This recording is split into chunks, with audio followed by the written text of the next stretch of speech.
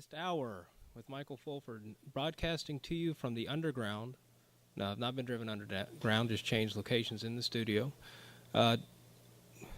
So good, they want me to do another full hour today. So what I want to bring up, something I was reading earlier, Malala, if you don't remember, with our 24 News Hour cycle, maybe you don't.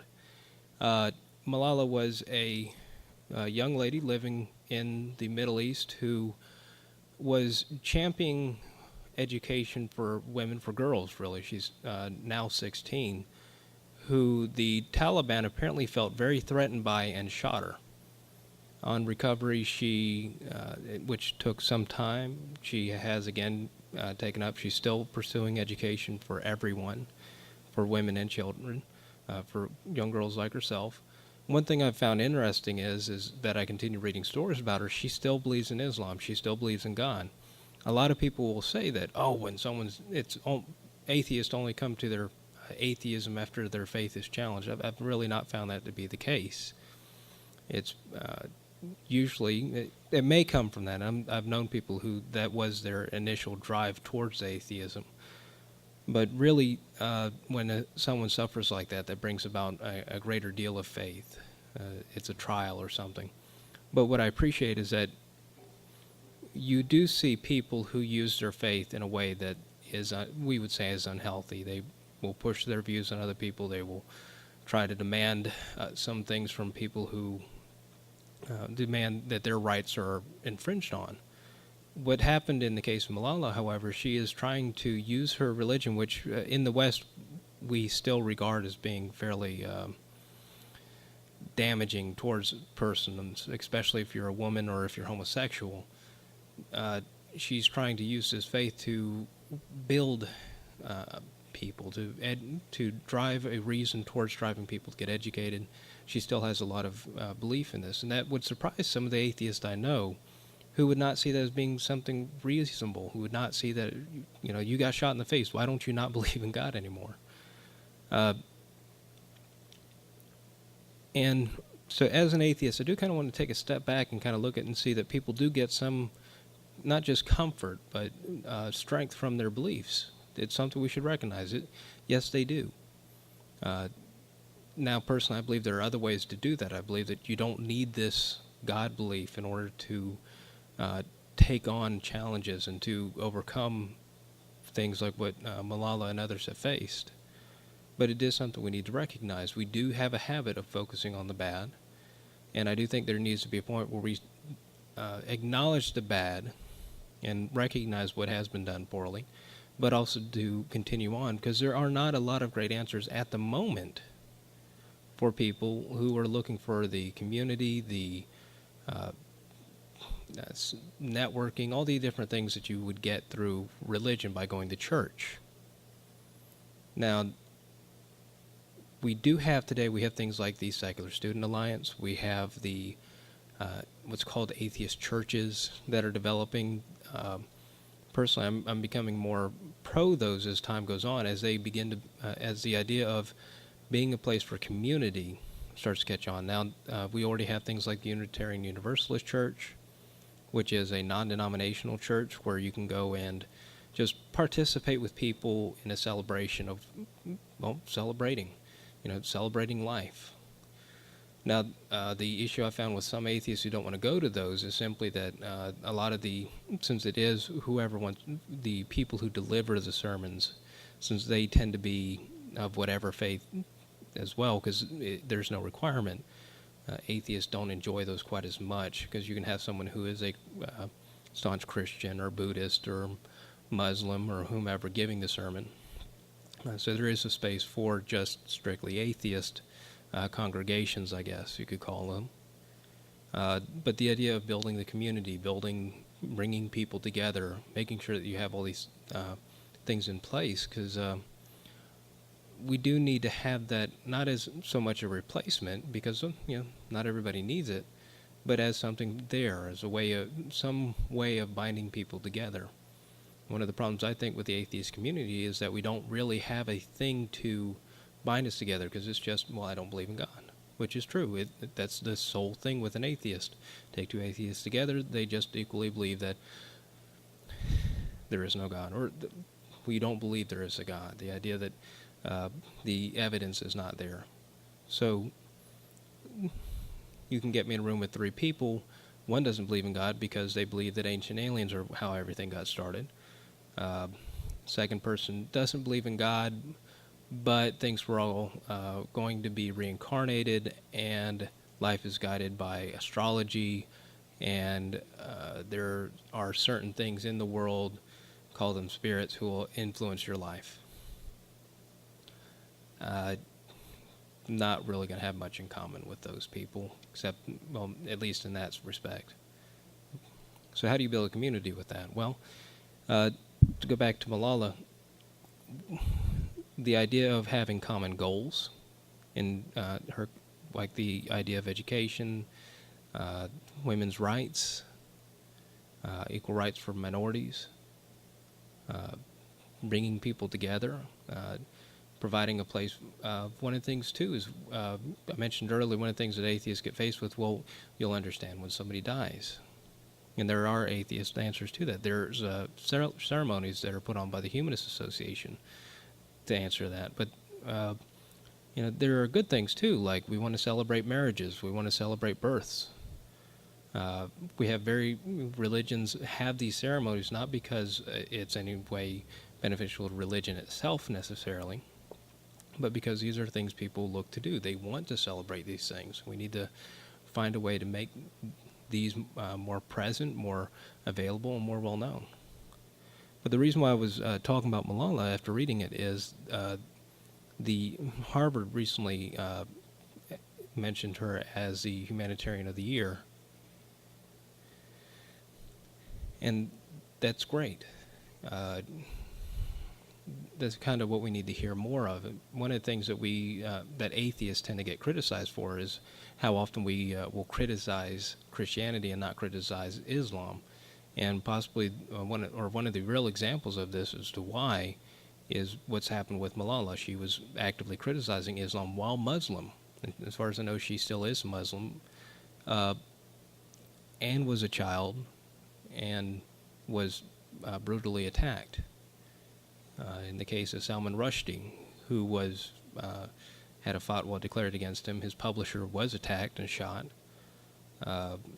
Christopher Hitchens mentioned in his book that when inviting Rushdie over to his house, he was informed that there was realistic threats against his person that had been picked up by communications just for housing Rushdie. And we do know that other people obviously have faced threats. We do know that people inside the Muslim culture have issued threats that women in the culture are obviously quite often oppressed, horribly so. I can't help but get flooded from both Christian and atheist sources of women who have been disfigured by acid. But on top of that, to say we do have this culture of, well, it's all relative, you can't judge them, it's their culture. Well, okay, yes, it is their culture, but their culture is actively harming people, if not killing people. Now, perhaps there's some acknowledgement that in the Americas, or in the U.S., we have a culture that celebrates guns, and we have a unfortunately large amount of gun violence in the U.S. that outpaces other first world countries. And perhaps there's a recognition that parts of our culture are actively harmful to our population, possibly in the sense that of the way that we treat the poor, people who are not, minorities, people who are not able to afford health care, as we are currently seeing in politics. So maybe that's part of the reason why we're hesitant to try to judge another culture in that respect. But then, too, we also have reports coming out from Britain, or from England, of violent Muslim protests that are ongoing there, but also with the recognition, which we have to have, that this is a far minority of the overall population of these people. So when you criticize a people for doing something wrong, you have to recognize the actual amount of people that they represent. I have met many people who practice the Muslim faith. Most of them I found to be people, just average people. They were nice. Their customs were a little different. They did not see they did not have the mistreatment of women that we get in information from more fundamental aspects. Really, I didn't see much more different in terms of religious practice from what I've seen with some of the more strict Christian sects. And I've seen information that says that as Muslims, as the more fundamentalist Muslim branches come over to the European and Western world, they begin to lose these fundamentalist aspects. They become more and more religious in the same sense that you have religious Christians and others in a European culture when they're not threatened. And it also provides a sense of identity for them. You have just as you have with other parts of the country, people who are Muslim tend to be with people who are Muslim and others, but that dies off after a while as we get more culturally diverse. We start seeing where people will move outside of their comfort zone and start interacting with other people, which is what we need. We need that, and we may not be getting that as we become more intolerant or more aggressive against people of alternate faiths, whether that's atheist or whether that's Christian, some Christian sect like Mormonism, or Muslim. And that's something we need to be aware of. And obviously right now with the Muslims, we do have or with people of Muslim faith, we do have a greater amount of not outright hate, well, not always, but suspicion, and for, I would say, good reason following the attacks of 9/11. But we do need but it has been 12 years. We need to start backing off of the intolerance, backing off of the hate and violence that we are more willing to see than the actual peace that is possible. We still mistrust people who do not deserve our mistrust. Now, I know that as an atheist, I experience that quite often. And I'm trying, and now obviously I don't have the perspective of a Islamic person in the U.S., so I'm trying my best to understand that position. I'm probably coming off poorly here, but I do recognize what it's like to be mistrusted. And there is a point where we have to drop the mistrust, recognize that these people are other people, that they're not as violent as we see on TV, and no more so than other people are. And if you wish to try to point up how Muslims are violent in the Middle East, I would first wish to see, okay, what have they done in the U.S., and how does that compare to the abortion clinic bombings and the shootings that have been committed by Christians in the U.S. against people who they did not agree with? Am I saying they are as bad? I'm not sure. I've not seen a lot of reports of Muslim violence. I have seen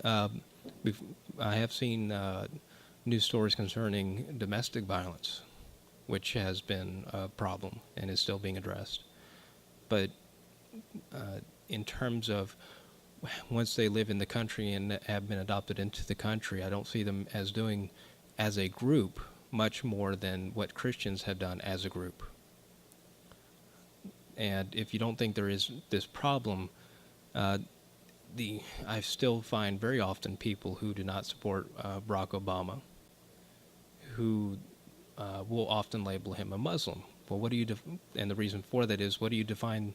How do you insult somebody you don't like? Well, you associate them with whatever you think is the worst. Obviously, you would, if they associated Barack Obama with a Muslim, they're not complimenting him.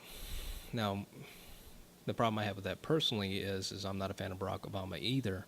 However, with that kind of terminology, it becomes difficult to really critique him when everybody thinks that if you are trying to I discuss his policies and don't like them, you must think he's a Muslim or racist or something.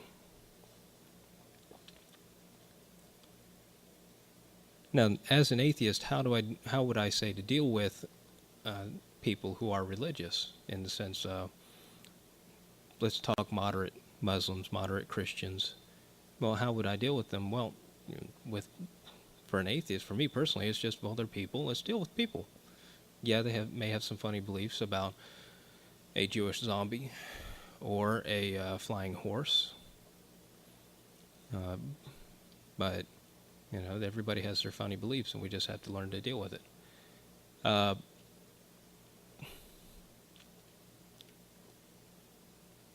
was trying to think of an example for myself, but I imagine somebody I would know could tell me something versus me being maybe too close to the issue to be able to find out what I think something I believe is silly. We all have our blind spots. And then in the news today, or yesterday, I was reading as well about Pope Francis, how he has told the church to back off of the statements against contraceptives and homosexuality. That's really nice. We should back off of that. We should be there should be less criticizing of homosexuals. There should be less misrepresentation of the information about contraceptives and the like, which the Catholic Church seems to talk about a lot for someone who doesn't like it. But it seems like that's really not his focus. What it seems to be instead is maybe he wants wants the Catholic people or Catholic churches to speak less about it in public, but really drive it home to the congregation. Maybe that's fair enough. Maybe in terms of it just staying to the churches, but it really puts the lie to the idea that this church this Pope is more progressive. It seems like his only real statement is, we shouldn't bash them so much where other people can see it, but if they can't see it, well, let's kind of drive home how bad this is. Now, recently there was a priest who was excommunicated because his views concerning women priests and on the LGBTQ community. This was done by the Pope, and again, does show that he's really not as much of a reformist as people would like to believe. We also have seen that the Pope has made it more difficult for people to come forward after these sexual abuse cases. Now, there's already been a problem with people coming forward from this for obvious reasons. It's a terribly personal thing that was done to them, and any time something like that happens, it would be very difficult for someone to come forward and admit that it happened, especially when speaking to the power that be, the church, and possibly being affected by their community. But what's happened here is they've actually made it more difficult for that to happen within the church. Now, one of my biggest gripes, the Catholic Church aside and other actions aside, one of my biggest gripes has been how the Catholic Church has handled these sexual assault charges. There is a point to say that, look, it's not any different than any other organization, and that's fair. Sure, they may present themselves as some kind of moral standing or some kind of moral guardian, but they will still be subject to the same vices as anybody else. However, the fact that they claim to be this moral guardian and then do such terribly immoral things, and then for them to come down so heavily on homosexuality and others, the point to remember is that the previous Pope knew about this. It wasn't that he wasn't aware. He knew about this and actively covered it up. And now this current Pope has made it more difficult for people to come forward at all. And within the last few months, there was another priest who was caught raping children, molesting children, and instead of him being put to trial, instead of the church alerting him to the police, the church once again hid him. and moved him around. And that does not reflect a change in policy. Much like with politics, it seems what we've gotten in this new pope is, instead of a fellow who's looking to right the problems of the church, has been very good at making political statements saying that he will, while everything else remains at the status quo. Now, do I really have a problem with the church doubling down inside their own places of worship? There's a point in me that wants to say that as long as someone's teaching something that doesn't cause other people harm, I would not go into any legislative way of trying to prevent it. I'll critique it. I'll critique the heck out of it. I'll find some way of announcing, no, this is wrong, but they have the full right of saying it within their church. However, when it comes to things like their teachings of homosexuality, Uganda has shown how this can be bad with the laws they're trying to pass. But we do recognize that the teachings of the Catholic Church on homosexuality lead to an increased rate of suicides among the LGBTQ community, because they are actively demonizing people in this community.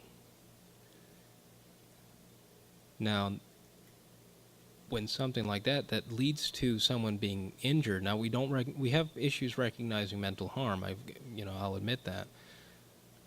We're not good at recognizing when something that is done is psychologically harmful to a person. We should, but we don't. We haven't yet.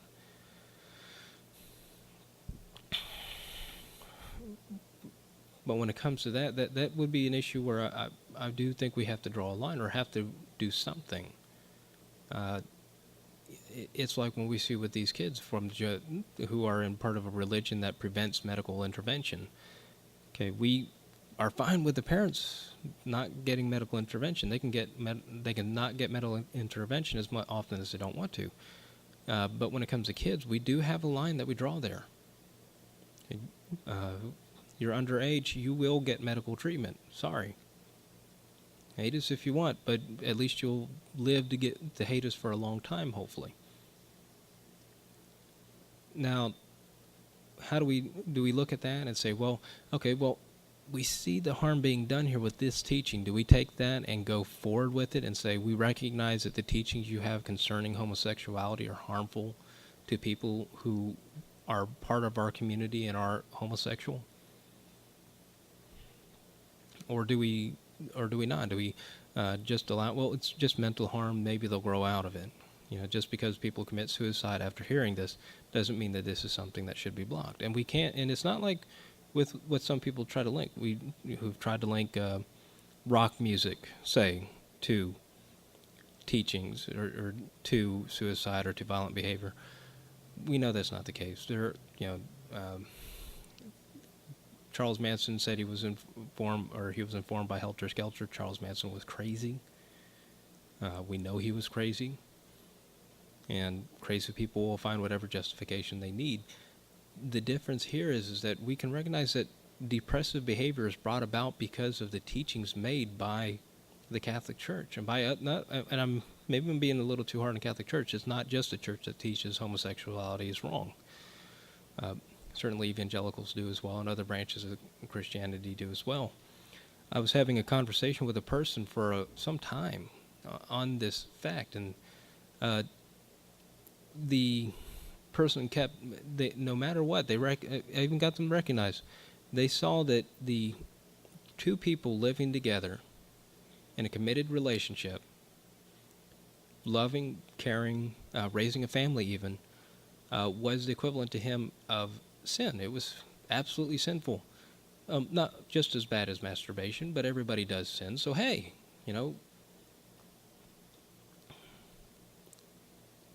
and okay, you might be saying, well, that level, what's the harm caused? Well, of course, that causes these things bring about feelings of guilt, of you think this is bad, you think that what you're doing is bad, no matter how much joy you might bring out of it.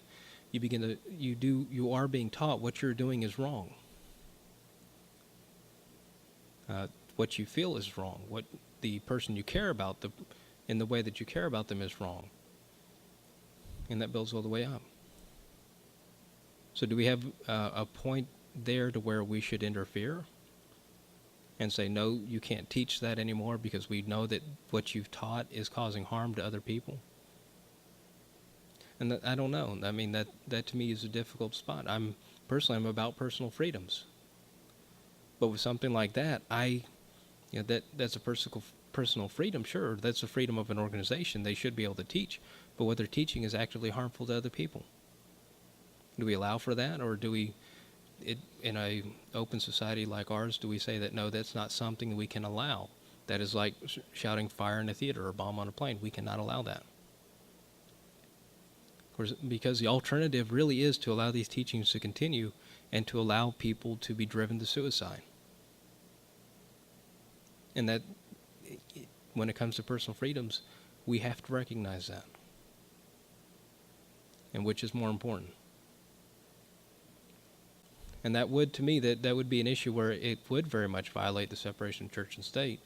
And is that something justifying? Because it seems like just criticizing them is not going to stop this. Because that should have been some time ago when we recognized this harm was being done. If they were going to change because of criticism, that would have already happened if they cared about the people in their church. And that's not what's happening. Now,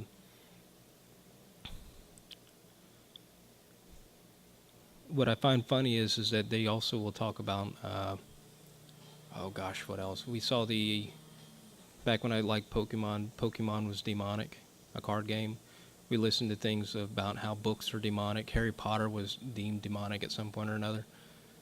In fact, there's a group of girls called the Exorcists. I think they're called the Teenage Exorcists, even though one of them's no longer a teenager. But it's a catchy name, so I guess they stick with it. Talking about sexually transmitted demons. Now, I don't know about you, but when I went to health class, that was not something they taught about.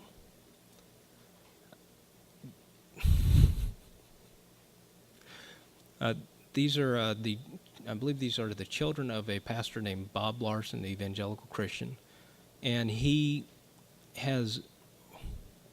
You don't try to be cynical, but it does seem to be that this is done for show and profit, not so much because he actually believes that people are have demons all through them. But now they're saying that that the spells inside the Harry Potter books are real spells. If you use them, they will work. I guess you need a wand. And the thing is, they use a pewter wand, or in the form of a cross, of course.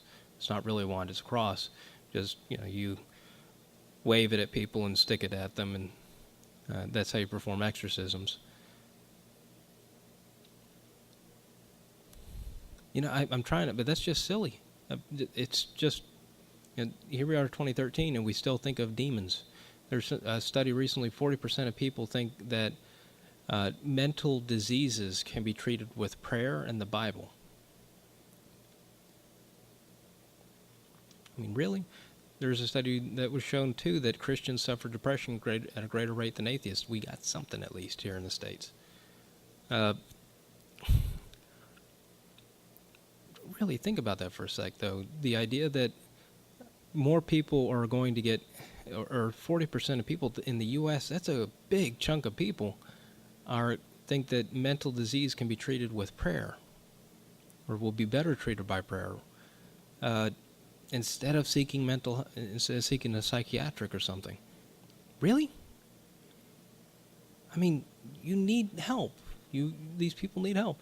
But instead of going to get help, instead of seeing somebody who will actually help you, you're going to go read a book that talks about talking snakes, talking donkeys, people coming back from the dead, pillars of fire, people being turned into salt,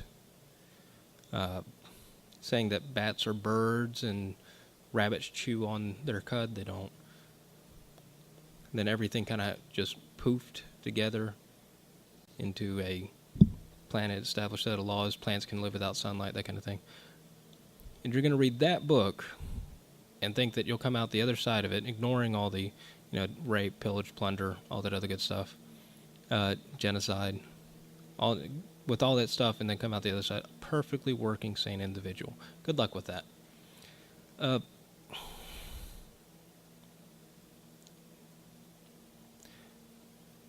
but at the same time, I guess that if you have something that's not going to go away, if you don't know if it'll help, you turn to anything. So I'm not sure with that.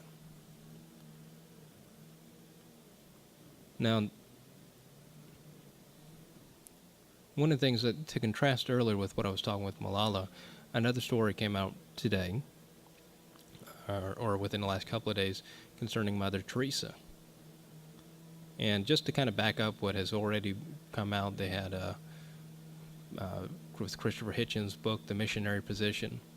Penn and Teller later did an episode of their program on HBO covering Mother Teresa. But just to go over, well, what she'd done with the money that was awarded to her. And among the comments, one of them was saying that, well, she did more for people than Hitchens did. And and I got to wonder, well, what did she do? She made people more secure in their faith by lying to them,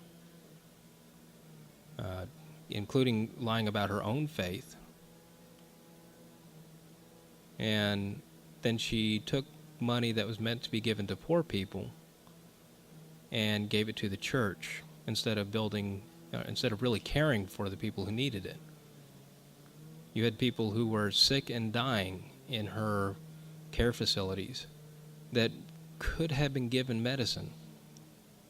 But instead what she says is that, well, suffering is better for the world. People should suffer. Their suffering benefits the world. No, it doesn't. I'm sorry, but maybe if you're a Christian watching this, maybe that makes some sense to you, that people should suffer because it makes the world a better place.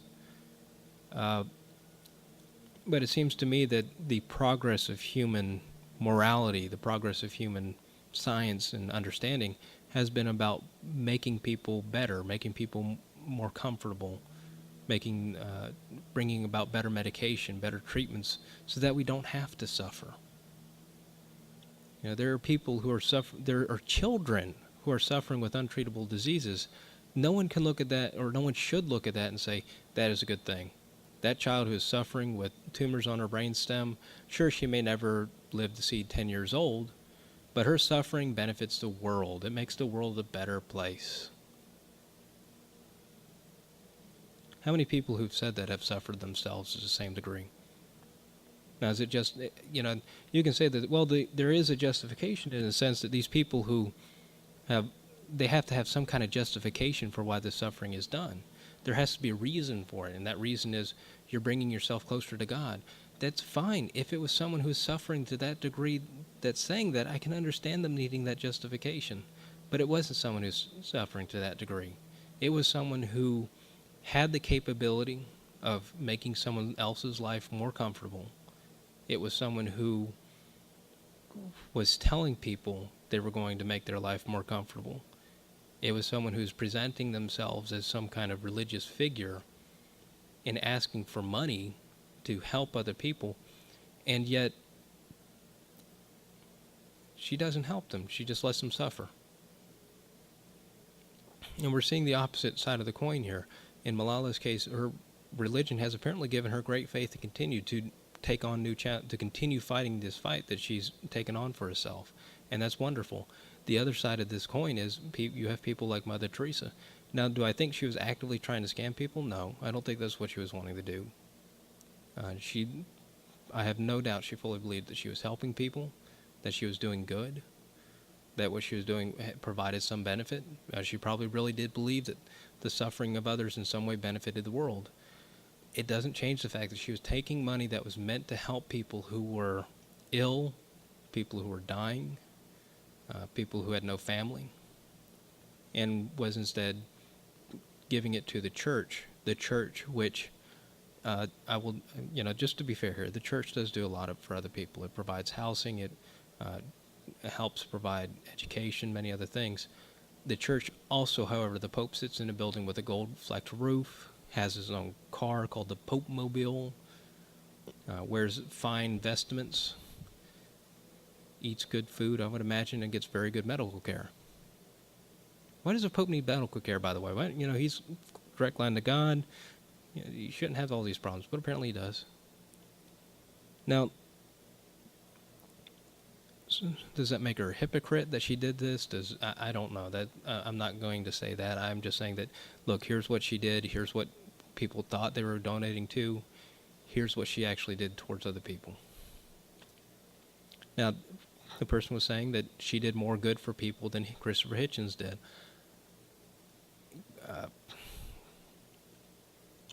She let people suffer and die when she could have intervened. I'm not sure how to judge that, how to say that was better than anything Christopher Hitchens did. Her role that she took on for herself as someone who cared for the poor. She didn't care for the poor, she didn't care for the needy, she didn't care for the dying. She cared for suffering, because suffering makes the world a better place. Now, Christopher Hitchens was, in my opinion, a very good speaker and a very good writer. As a journalist, his job was to reveal stories like Mother Teresa's and others to people who could be informed on them and had some way of taking action on them. Now, he did this with his views in mind. He did this with whatever spin he may have placed onto it from his personal point of view, as an atheist, for example, as a humanist, as someone who cares about other people, I would imagine, and someone who does not believe that suffering benefits the world. Now, do all those things make him a better person? That's up to you. Obviously, he drank too much, or in my opinion at least, it seems other people said that the amount he drank benefited him. I don't really see that myself. There have been people who said that he was a misogynist, and I can see that from some of his writings. At the same time, I also can see his support of Ayan Harsi Ali, I apologize for bungling that name, and other women involved in the atheist and skeptical movement as well. So, that you have to form your own opinions on his character, just as I would advise you to form your own opinions on Mother Teresa's character, taking in all that you can learn about her. If you take all the information you know about what's come out about her actual actions versus what many people think she did, and you still find her a good character, a good person, and admirable, fine. That is entirely your own belief. I'm not going to interfere with that. I personally, though, am someone who did not believe that someone's suffering benefits the world. And I hope I cannot make myself see that as a worthy thing to have. Suffering is suffering. Suffering is pain. Suffering is unneeded pain. If you can help someone, if you have some way of benefiting another person in a way that really doesn't inconvenience, especially if it doesn't inconvenience you much at all, then why don't you do it? Why don't you, make them better or give them whatever they need? The money coming into the church has plenty of money. It doesn't need any more money. If they need money, they can sell some of the priceless artifacts they're holding on to in their museum, or some of the gold from the roof, or, put the Pope Mobile on Craigslist or something. So she definitely had the ability to help more people than she did. And I personally view her as a hypocrite in at least one sense. Back when Ireland was undergoing debate over whether or not to allow women to divorce abusive husbands, which, by the way, to allow that would go against one of Jesus' teachings in the New Testament that said the only reason for divorce was if he was caught cheating on her. Or no, I'm sorry, I reversed that. If she was caught cheating on him. Sorry, I had a slightly more progressive view on it, I guess. Or pro-woman view on it, at least. But she went there to protest, to make sure that they would not allow this violation of the scripture to go through, that to make sure that divorce was still strictly outlawed in Ireland. And then she made an announcement appreciating to one of the royals, well, it's so good that you got divorced. I hope you get over this bad situation you found yourself in. You know, one thing for the poor, one thing for the rich, I guess. Now, can you find people who are atheist or non-religious who are hypocritical? Of course. Now, I'm not going to try to drag this into the bringing into the Godwin debates or anything like that. Atheism encompasses just as wide just as diverse a group of people as theism does. So you have hypocrites, you have people along all stripes who do terrible things and do wonderful things. Religion doesn't make you a better person, just as atheism doesn't make you a better person. What I'm trying to say is, and what I'm trying to get through is, you have to make up your own mind. You have to look at, what do you think is a good person? What, based off of your experiences, off of what you believe, off of what you've read, off of the interactions you've had with other people, what makes you, or what would you want to be as a good person? And do these people that are held up to you as examples, are they good people? Is a Catholic Church that, among its teachings, some of which are good, I will admit, several of which are good, I'll even go that far, that also includes teachings which cause people harm and hoards gold like a dragon out of The Hobbit, is that a good organization? Is a person who not just allows for suffering, but encourages suffering because they believe that it will bring the sufferer closer to God, and in some way this will benefit the world. Is that a good person? Now, there's much done towards trying to establish what a good person is, what a bad person is. There's a lot of philosophy behind it, and if you're like me, you'll find philosophy somewhat dull and overly complicated. And that's why I'm saying there is a point where you have to decide for yourself. You can read a lot of work done by people who argue this question, who try to understand this question themselves. And you can end up with, and it will definitely give you a good understanding if you read as much as you can, indiscriminately, of your opinions. But at the end of the day, I still feel that you have to come to that conclusion, that ultimate conclusion yourself. There is no ultimate authority on what makes someone good or bad, except for yourself. And that's not something that should make you feel good. Oh, wow. No, that's not going to be too hard. If you're anything like me, and I believe many people have the same opinion, we tend to be more critical of ourselves than we really should be. In fact, we tend to be more critical of ourselves than other people are. And the person in the mirror is a very, very difficult person to meet in the eye at times.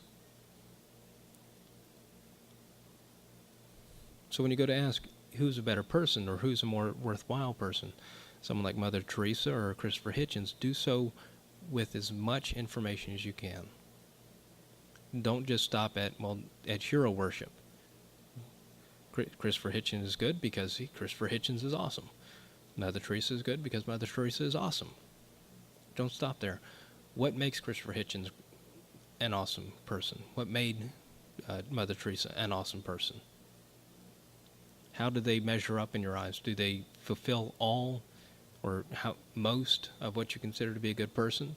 Do they only fit certain categories or some categories not at all? Do they have things in them which make them a bad person in your mind? You have to make that decision. You have to do that for all the people you look up to, whether it's even your parents. Me personally, I try to do that. Just because I think that's important. I really like Carl Sagan. I have read as much as I can about Carl Sagan because of the amount of respect I have for him.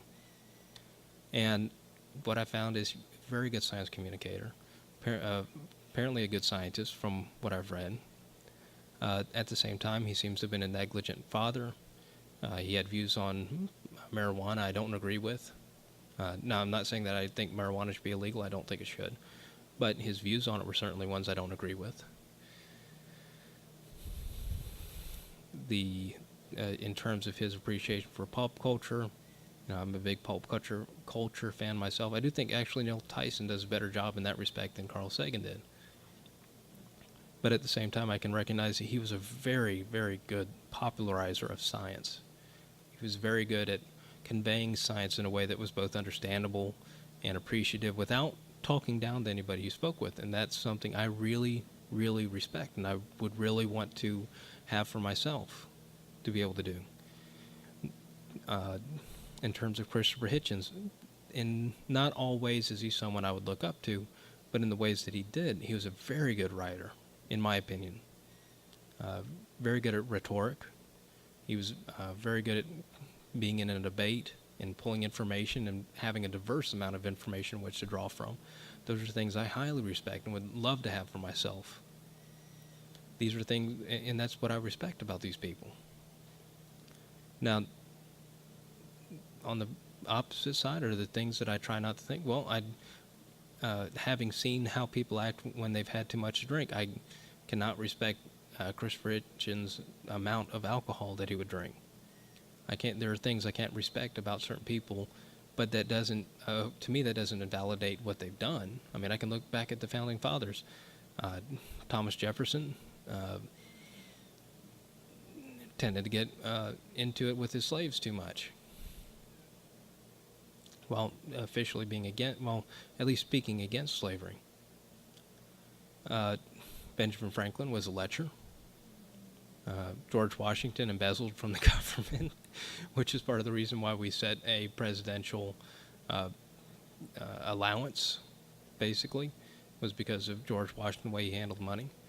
And you can go on. I mean, it's easy to build a list of character flaws for anybody, really, especially me. I'm not, at all, I'm not excluding myself. In fact, I would feel really bad at the length of the sheet if someone tried to build my character flaws.